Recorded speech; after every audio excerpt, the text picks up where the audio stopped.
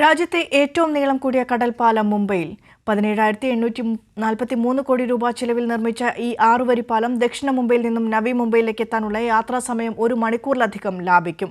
എന്നാൽ കഴിഞ്ഞ ദിവസം ടോൾ നിരക്ക് പ്രഖ്യാപിച്ചതോടെ പദ്ധതി പ്രതീക്ഷയോടെ കാത്തിരുന്നവർ നിരാശരായിരിക്കുകയാണ്. സമ്പന്നർക്ക് മാത്രം ഉപയോഗപ്പെടുന്ന രീതിയിൽ പൊതുഗതാഗത മാർഗത്തെ മാറ്റരുതെന്ന ആവശ്യമാണ് സമൂഹമാധ്യമങ്ങളും ചർച്ച ചെയ്യുന്നത്. ഇന്ത്യയിലെ ഏറ്റവും നീളം കൂടിയ കടൽപ്പാലമാണ് മുംബൈയിൽ ജനുവരി 12-ന് ഉദ്ഘാടനം ചെയ്യുന്നത്. ദക്ഷിണ മുംബൈയിൽ നിന്നും നവി മുംബൈയിലെത്താൻ 1 മണിക്കൂറിലേറെ യാത്രയുണ്ടായിരുന്നത് ഇതോടെ 20 മിനിറ്റായി ചുരുങ്ങും. ഏറെക്കാലത്തെ കാത്തിരിപ്പിനൊടുവിലാണ് സ്വപ്ന പദ്ധതി യാഥാർത്ഥ്യമാകുന്നത്. നവി മുംബൈയിലും മുംബൈയിലും ഓഫീസുകളുള്ള India law managing director advocate Sreejith പറയുന്നത് ഇങ്ങനെ: മുംബൈയിലെ ഇൻഫ്രാസ്ട്രക്ചറിന് വളരെ വലിയൊരു ബൂസ്റ്റ് തരുന്നതായിരിക്കും ഈ പ്രൊജക്ട്. ഇപ്പോഴുള്ള ട്രാവലിൽ നിന്നൊരു ചുരുങ്ങിയത് അരമണിക്കൂറെങ്കിലും കുറഞ്ഞു കിട്ടുന്നതാണ് ഇത് പറയുന്നത്.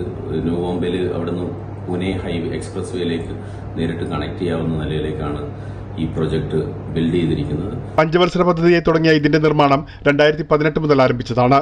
കോവിഡിനെ തുടർന്നുണ്ടായ കാലതാമസത്തിനൊടുവിലാണ് 2023-ൽ പദ്ധതി പൂർത്തിയാകുന്നത്. മുംബൈ ട്രാൻസ് ഹാർബർ ലിങ്ക് പ്രതിദിനം 70,000 വാഹനങ്ങളെയാണ് പ്രതീക്ഷിക്കുന്നത്. മണിക്കൂറിൽ 100 കിലോമീറ്റർ വേഗതയിൽ വാഹനങ്ങൾക്ക് പോകുവാൻ കഴിയും. എന്നാൽ കഴിഞ്ഞ ദിവസം ടോൾ നിരക്ക് പ്രഖ്യാപിച്ചതോടെ പ്രതിഷേധങ്ങളും ഉയരാൻ തുടങ്ങി. അതിനകത്ത് 250 രൂപയാണ് 4 വീലേഴ്സിന് അവർ ചാർജ് ചെയ്യുന്നത്. അതാണ് മന്ത്രിസഭ തീരുമാനിച്ചിരിക്കുന്നത് ഒരു സൈഡിലേക്ക്.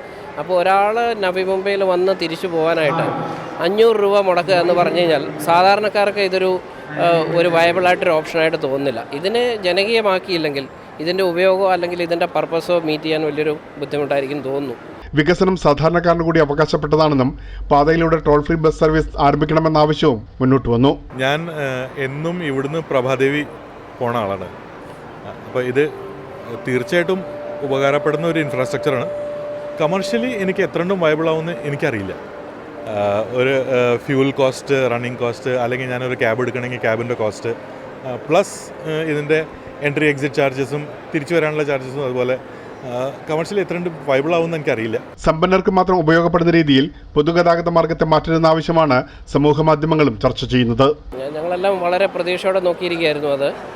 കാരണം എന്താണെന്നാൽ മുംബൈയുടെ ട്രാഫിക്കിന്റെ പ്രശ്നങ്ങളെല്ലാം തീർക്കും, അങ്ങനെയായിരുന്നു അതിന്റെ പ്രതീക്ഷ. അടുത്ത വെള്ളിയാഴ്ച പ്രധാനമന്ത്രി ട്രാൻസ് ഹാർബർ ലൈൻ ഉദ്ഘാടനം ചെയ്യാനിരിക്കെയാണ് ജനങ്ങളുടെ മേൽ അധികഭാരം അടിച്ചേൽപ്പിക്കുന്ന നടപടിയിൽ പ്രതിഷേധം കനക്കുന്നത്. പ്രേംലാൽ, കൈലി ന്യൂസ്, മുംബൈ.